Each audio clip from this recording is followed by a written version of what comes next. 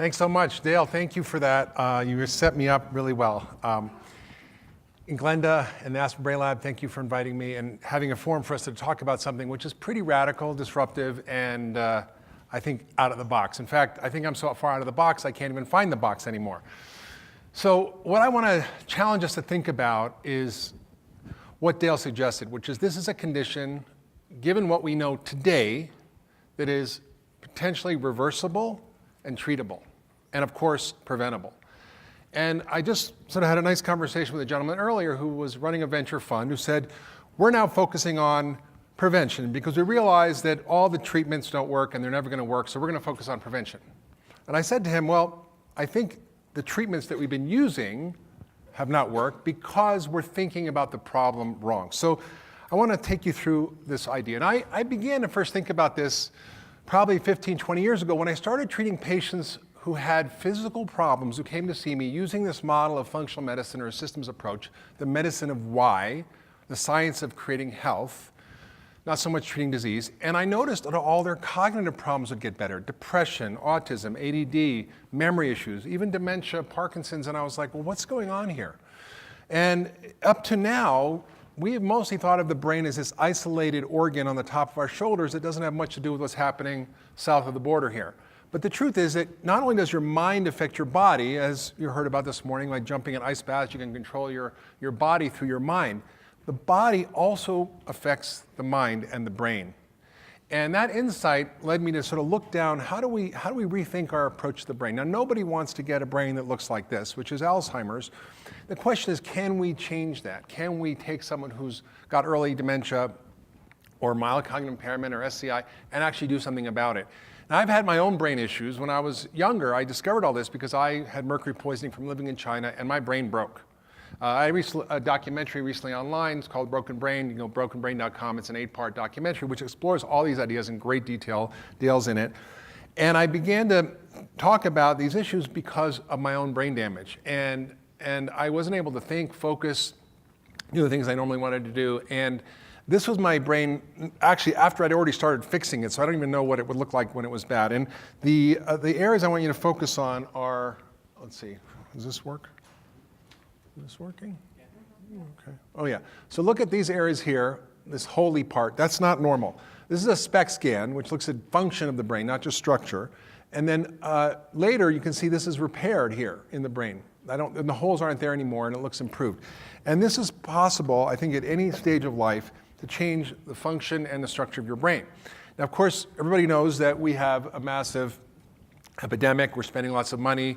It's affecting a lot of people, that we've had most drug trials fail, billions of dollars spent, and you've heard all this data. And there's currently no prevention or treatment that's offered to patients, as Dale said. Take Aricept, go home, get your affairs in order, and there's really no deep dive into the cause.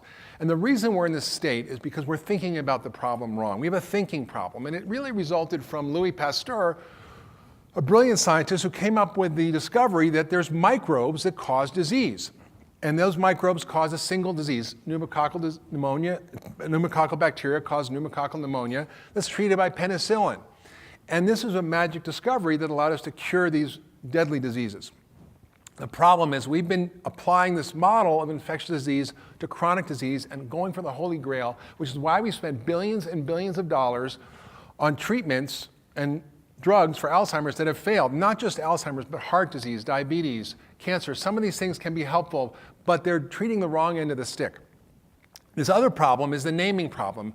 Linnaeus came up with a categorization of plants, and we've done that in medicine. And I think George said very clearly that because you know the name of your disease, whether it's dementia or even Alzheimer's, doesn't mean you know what's wrong with you. It's just the name of the symptoms.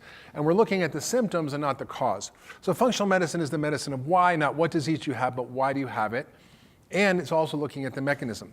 So we need to completely rethink our approach to disease and look at the things that Josh talked about this morning, was the discovery of how do we actually regenerate and repair and heal. We've been focusing on the disease system instead of the health system in our body.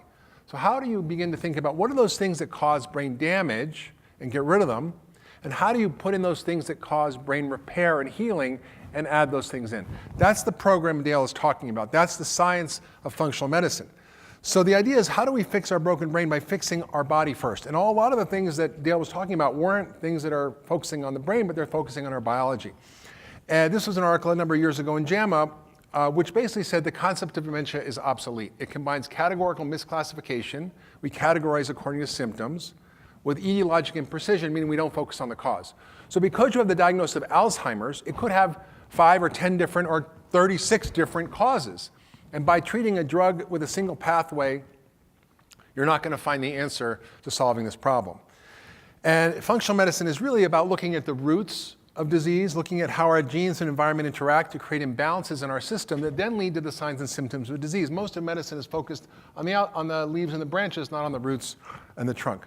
And this is the map we use. We look at what are the predisposing factors, including genetics, what are the lifestyle factors that you've heard about this morning, and how do these affect these fundamental biological systems that are required to be in optimal function to create health. That's what functional medicine is. So it's not about treating disease. I'm like, how do I get a healthy gut? How do I get a healthy immune system? How do I get healthy mitochondria? How do I get a healthy detoxification system? How do I get a healthy hormonal and neurotransmitter balance? All these things are the questions we ask in functional medicine. So I don't treat disease. I create health. And as a side effect, disease gets better. So it's about connecting the dots, not looking at all these things in silos, but connecting the dots. 90% of our disease really comes from what we call the exposome, which is how our genes are exposed to the environment, meaning what we eat, we think, we sleep, environmental toxins, our gut microbiome, all these things affect who we are in this moment. And what we've discovered, as you heard this morning, was that there's this ability now of brain cells to connect where they were unconnected, and also to rebuild new brain cells. We can create neurogenesis, meaning even at the point of death, we're building new brain cells. So the implications there are, how do you activate these mechanisms? What do you need to do? You take away the bad stuff, you put in the good stuff. So there's 2 simple questions. And this is not just a cure for dementia, but this is the cure for most chronic disease. What does the body/brain need to thrive or need to get for optimal function? And those are things that Dale talked about, trophic factors, the right food, nutrients, hormones, sleep, movement, restoration, things like the yoga nidra. These are powerful brain reparative things that you can do, as well as things like community, connection, love, meaning, purpose, like you heard in the video of those Chinese folks. Those are all needed for us to thrive. And what impairs or interrupts the body's brain or function? Dale talks about dementogens, things like our inflammatory diet, toxins, allergens, infections, stress, sleep issues, as you heard about this morning, and sedentary lifestyle. These are all things that drive brain damage.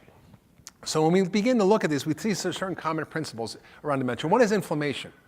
If you don't have inflammation, you're not going to get dementia. And we know the things that cause inflammation, and that's what we do in functional medicine. We're inflammologists.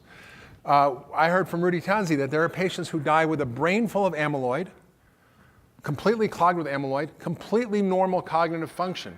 The difference? Their genes for inflammation are good. I mean, in other words, they don't have the genes that promote inflammation, and they can still have a brain full of amyloid and have no Alzheimer's. We're learning about how the concepts of disease are breaking down, like the gut is now linked to everything from autism to cancer to heart disease to diabetes to obesity to autoimmune disease to allergies. So our normal conceptions and barriers and silos in medicine are completely breaking down, and yet the practice of medicine today, our medical education system and our research infrastructure are all driven off a 20th century model. The earth is flat, the earth is the center of the universe. This is the concepts that we're fighting in medicine right now. So what are the things that we know are dementogens that cause brain damage, and how do we get rid of those things? Well, this is what we do in functional medicine. We look at our diet. It's high in starch and sugar and high in processed foods, high in trans fat, high in refined oils. Those all cause brain damage. It's low in plant foods. It's low in omega-3 fats. It's low in fiber. And it's a lot of gluten and dairy, which can be inflammatory. We also are exposed to enormous amounts of environmental toxins. It broke my heart to see, there's no fish or shrimp in those rivers or lakes in China anymore because of how we polluted the earth. There's infections. We now know there's a microbiome in the brain. It can be viruses like HH3/6. It can be yeast. It can be Lyme disease, tick infections. It can have to do with our gut microbiome. When you go to the neurologist, he doesn't go, well, how do I treat your gut flora? But they should, because that has a huge impact on your brain. It can be allergens or things that you're eating or environmental allergens. It can be stress, sedentary lifestyle, sleep, lack of social connections, isolation, and brain injury. These all cause injury to the brain. So are you inflaming your brain? Are you doing any of those things? Are those things relevant? Who is looking at those things? Is your doctor actually assessing those things? Probably not. So let's look at a few quickly things that we know. Sugar, by far, is one of the biggest drivers. And you heard from Dale that you didn't see that, maybe catch it, but on the slide, the guy's insulin went from 32 to 8. He was pre-diabetic. We know that prediabetes causes pre-dementia. And 1 out of every 2 Americans has prediabetes or type 2 diabetes. We know that sugar increase causes memory loss. We know that Ronald Reagan's favorite food was jelly beans, right? Gluten also is a brain toxin, and then there's been links of gluten sensitivity and celiac with brain injury and white matter lesions. We process oils, which are inflammatory. We eat trans fat, which is quite dangerous for our brain and our heart. We're exposed to environmental toxins. We're exposed to mercury through fish and through our fillings. We drink a lot of alcohol, which in excess is a brain damage. It's sort of a U-shaped curve. A little bit's good, a little more is worse.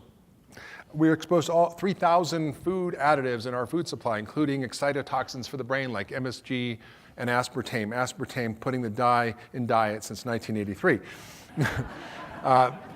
We don't have enough sleep, as you heard this morning. We have too much stress and not enough activation of our parasympathetic nervous system. We don't exercise.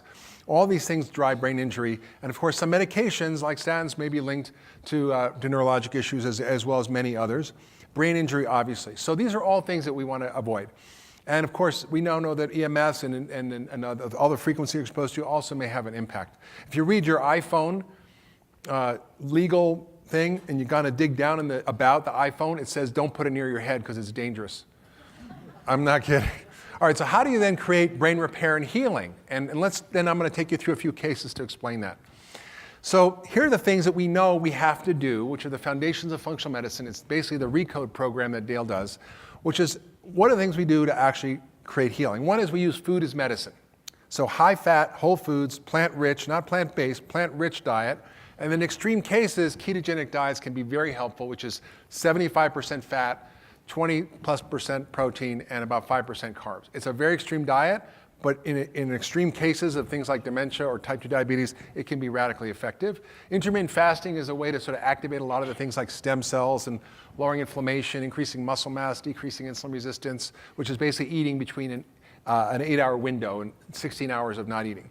Exercise is medicine. Sleep is medicine. Stress reduction is medicine. Thought lifting, brainer-size, I call it. Nutrient optimization. So it's not about getting what the minimum amount you need to not get scurvy of vitamin C, or what's the minimum amount of vitamin D you need to not get rickets. That's what we call the recommended dietary allowance. We need the optimal amount to create health. So it might be, you need 30 milligrams of vitamin C to not get, to not get scurvy, but you might need 1,000 to get healthy. Or you might need 30 units of vitamin D to not get rickets, but you might need 5,000 to maintain your blood levels at the ideal level. And you need the right hormone optimization, thyroid, adrenal, sex hormones. You heard from Joanne Manson, who are at the Access Circles, that estradiol in women who are taking it after menopause, not conjugated Premarin, which is a horse urine product, actually it can help improve your brain function and reduce the risk of Alzheimer's. Gut optimization.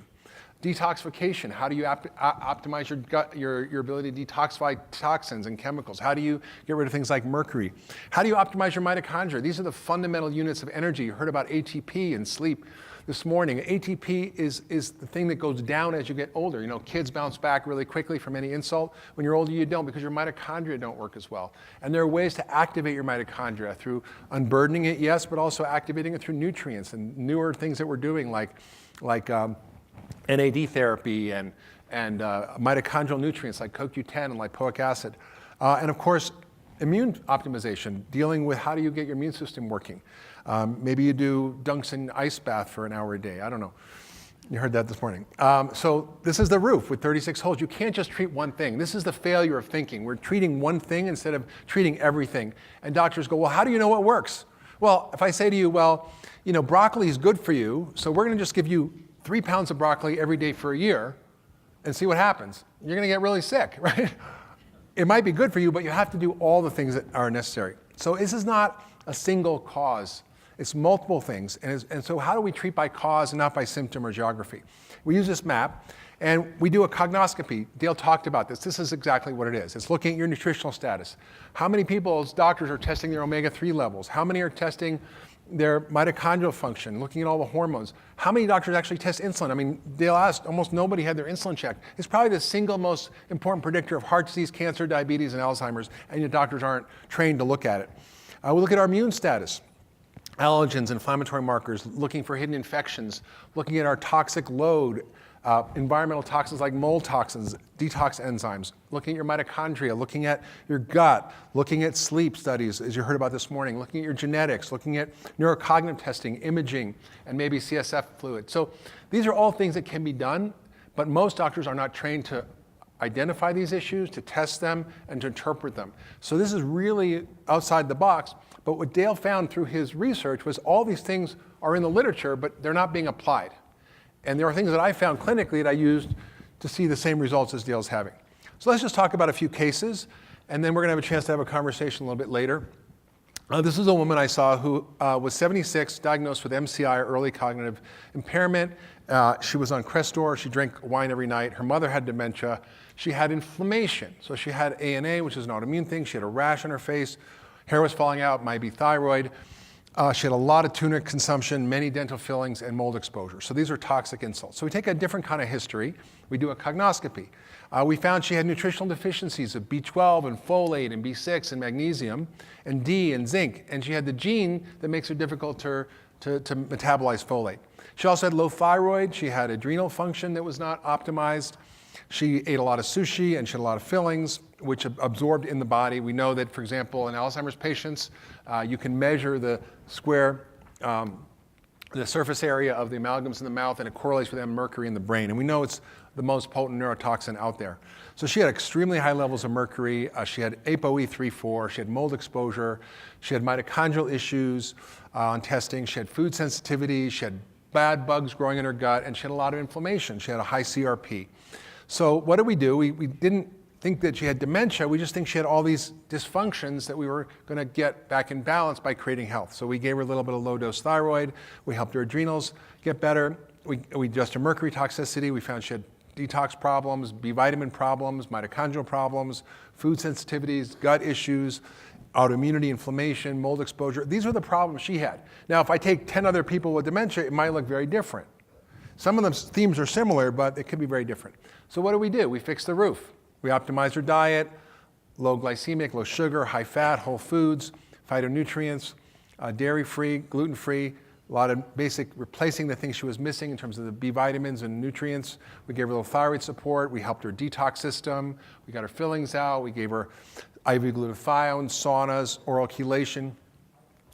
We helped her mitochondria get better. We gave her herbs to help her brain work better. We stopped her statin because it may increase amyloid in people with ApoE4. And 6 months later, she lost 14 pounds, that's fine, but she was 10 years younger cognitively and in every other way. She was bright, energetic, her cognitive function was normal, she went back to normal function, her CRP normalized, her autoimmune normalized, markers normalized, her gut normalized, her metal normalized over a couple of years, and she did well for 5 years. And then her husband died, big stress, she regressed. She improved a little bit, and then after 7 years, we found she had more confusion, so I tried a ketogenic diet, and it was like she just woke right up. And she had clarity, orientation, memory, she was present, connected with family. And this is, almost 10 years after a diagnosis of early dementia. Another woman came to see me because she was having memory issues, cognitive problems, and was told she had MCI. And she turned out to have very high levels of methylmalonic acid and homocysteine, which indicate B12 and folate issues. They're much better tests than B12 and folate. So I gave her B12 shots, high dose of a special form of folate, basic multivitamin, fish oil, and vitamin D. She was all completely resolved within 2 months, and all her labs were normal. And I got a call from her about 6 years later, and she said, I thought I was worried when I saw her on the schedule, maybe she was declining. She said, Dr. Hyman, I'm going trekking in Bhutan. Would you mind telling me what I have to do to get ready for my trek? I'm like, okay. As a last case, this guy was pretty bad. And I wrote this article called Does Dementia Exist? Dispelling the Myth. And he was a 7-year-old guy who had diagnosis of dementia, not MCI. He was double ApoE4 positive. He had genes that affected his B vitamins and glutathione and his cholesterol. He had pretty bad insulin resistance. He wasn't really overweight, but he had kind of a belly. He had very high homocysteine. He had low glutathione, which is important for detox. And he's from Pittsburgh, which is a place where I've seen the most toxic exposures of any of my patients because of the steel plants. They put coal ash on everything. They put it on the fields. They use it to deal with the snow on the roads in the winter. And he had the highest level I'd ever seen. And he also had a 30-year history of irritable bowel syndrome, bacterial overgrowth. Maybe I get like 2 more minutes. I'll be good. 2 more minutes? Yeah, okay. All right, thank you. I'm almost done. And so this is a test, this is an article that shows that people who have ApoE4 have higher levels of mercury because they can't get rid of it, and that you can use this test, which is what we do.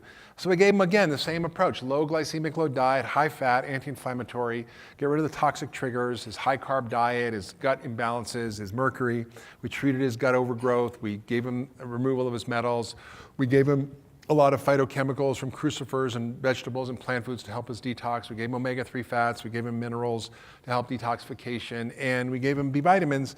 And he had complete recovery and was stable at 3 years. It was very impressive because he was a guy who was basically sitting in the corner drooling and couldn't barely talk and had severe cognitive impairment and memory issues which affected his ability to completely function at all. He was a CEO of a big company. He had to completely retire.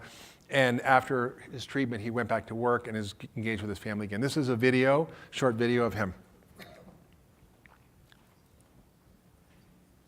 I was diagnosed with early dementia and severe depression. I went from being CEO of our fairly large family business to not being able to go out, read, take care of my own affairs, and my personality was changing. Using functional medicine, changing my diet, taking some supplements, and clearing the mercury from my body, I was able to get my life back. If this is true, if what I'm saying is true, what are the implications for what we have to do? What are the implications for research? What are the implications for how we have to change our approach to solving this problem? Right now, this is marginal. Right now, this is on the periphery of medicine. Right now, this is not receiving the funding from NIH or from philanthropy or from pharma. This needs to change, because if this is true, even in one person, then what are the implications of what we have to do to solve this? And I think that's our challenge. So food is medicine. It's a powerful drug. And I think this is really the biggest driver of most chronic disease. I encourage you to realize that you can upgrade your biology with every single bite. You want to eat lots of things to help detoxify. You want to exercise. You want to do brain training. You want to relax and meditate. You want to get enough sleep. You want to sweat and get saunas. You want to take some basic supplements. And you have to start early, because if not, you could end up like this patient who had declining mental function and ended up give it to me straight, doc. How long do I ignore your advice? Well, he ignored my advice for quite a long time. So the key is we have enough information now. We don't have to wait for billions of dollars more of research on drugs which are going to fail. We need to think differently about the problem. We have to put these things together in a systematic approach. That's our opportunity and our challenge, and I hope you all can help with that. So thank you very much.